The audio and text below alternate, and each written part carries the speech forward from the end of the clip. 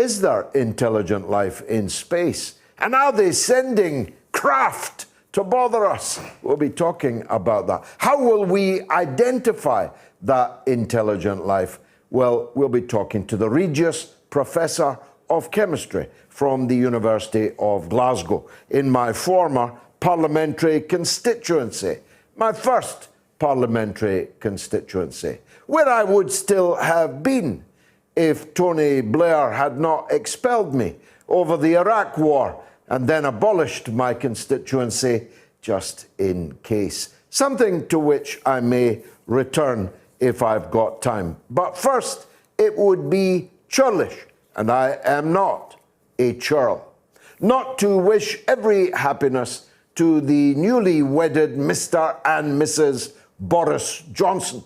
They found love in a hopeless place. He was with somebody else. In fact, he was married to somebody else and with somebody else. She was with somebody else. But they found love. And those of us, like myself, who have found love, know how precious and important that is. So I wish the couple all the best. I don't agree with hardly anything that they stand for, maybe one or two things, but I am not one of those who thinks that one should automatically hate those with whom one disagrees. If that were the case, a lot of the people watching this show wouldn't be watching it.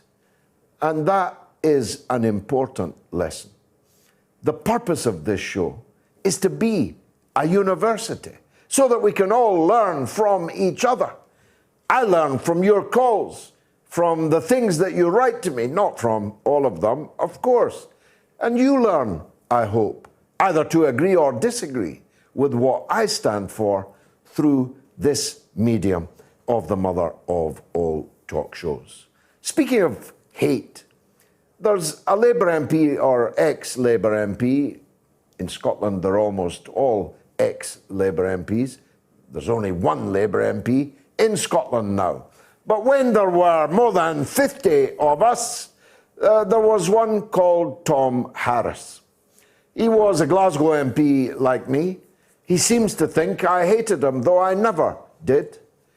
But since losing office, Tom has become something of a celebrated newspaper columnist. And he damned me with fake praise in his Daily Telegraph column just a day or two ago. If you're behind the paywall, you might be able to read it. If not, I'll summarize it. According to Tom, in a very well-written article, if I hadn't stood for what I actually do stand for, I would have been the leader of the Labour Party and a candidate, therefore, to be Prime Minister of Great Britain. Of course, he misses the point that if I did not stand for what I do stand for, I wouldn't be me.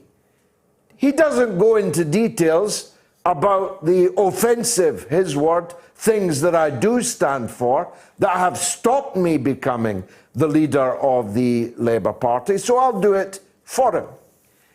He means, I presume, the vehemence with which I opposed the war in Iraq, a war which every sentient being on the planet, and I'm sure anybody that is sentient on any other planet, already now knows was a complete and unmitigated disaster. Unmitigated disaster. Everybody on this planet with two brain cells, two rubbed together, already knows that I was right about the invasion and occupation of Iraq, and Tony Blair, about whom more later, was wrong. Although wrong would be to put it very kindly indeed. Everything I said about the Iraq War turned out to be true, and everything that Tony Blair and George Bush said about the Iraq War turned out to be false, except where it was a deliberate falsehood, a lie. And we all know what I'm talking about. I could do no other than oppose the Iraq war because I knew that they were lying. I could do no other than to oppose the Iraq war because I knew that it would end in the catastrophic swamp of blood and death and suffering that it has ended in. What kind of person would I be if, knowing these things, I had kept stum? Well, one of the things I might be, according to Big Tom, is the leader of the Labour Party. But what would be the point of being the leader of the Labour Party if one had deliberately sublimated that which they knew to be true in the interests of opportunism? Understand this, Tom and others. I don't say and do what I do to be popular. I don't say and do what I do in the hope that it will be profitable. I say and do what I do because I believe it to be right. And of course I've paid a price for that, though not the price they expected me to pay.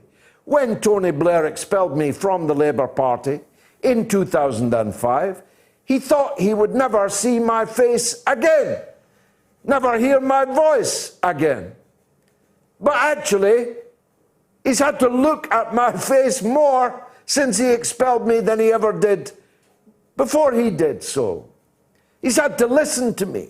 I promised him from the steps of the place where I was being expelled in King's Cross that he would rue the day, the Labour Party would rue the day that they expelled me over the Iraq war. And I've made them rue it twice already, capturing 2 rock-solid Labour parliamentary constituencies, and I intend to do so again. Not because I need a job. I've got more jobs than I can handle now. Not because I need the money. I'm in no need of money. But because I am determined that the things I stand for, opposition to imperialist war, the grand larceny of the country that used to be called Palestine, and the suffering of its millions of citizens scattered to the 4 corners of the earth. It's just as well they can't put them in a spaceship and send them to another world, because if they could, they would. I cannot remain silent about these things because I believe them. And I'm one of these strange political beasts that does things because they believe them. And guess what? Millions of other people believe them also. Millions of us marched against the war in Iraq. Millions of us are marching now in defense of the Palestinian people in Gaza. And when the attention shifts, as it will, as I've long promised you, to Jerusalem itself, to the repeated invasion of the Al-Aqsa Mosque, one of the holiest of shrines in Islam, just yards from the Church of the Holy Sepulchre where Jesus was laid. Trust me, there will be tens, if not hundreds of millions on the march, on the move. Now Netanyahu has just fallen, and you're just about to find out, as Gideon Levy, the greatest living Israeli, told you on this show just a couple of weeks ago, the problem was not Netanyahu. As a matter of fact, the 2 people who are about to take over from Netanyahu are even worse than him. Worse than Netanyahu. Imagine. Who could imagine? But we're about to find out that what I'm saying is true. It wasn't Netanyahu that designed the catastrophe that the Palestinian people have been suffering for more than 100 years now, living under occupation since 1948, since 1967, living as refugees since 1948, since 1967, since 1970, when they were driven out of Jordan. People that I know, people that I love, that live in the most rancid misery. Don't expect me to forget them. Don't expect me to turn my back on them. I'm not that kind of man. I will never turn my back on people that I have promised to their face, eye to eye, that I will use every breath that God gives me to try to come to their side. And I shall continue to do so on all platforms, on radio, on television, in print, in Parliament, on streets, in squares, through loudhailers or microphones, or through this camera reaching more than 1 million viewers, just on this show alone. Now we'll be talking in the course of tonight to the live wire, Patrick Christie, about how, unbelievably, with one bound, Boris Johnson was free.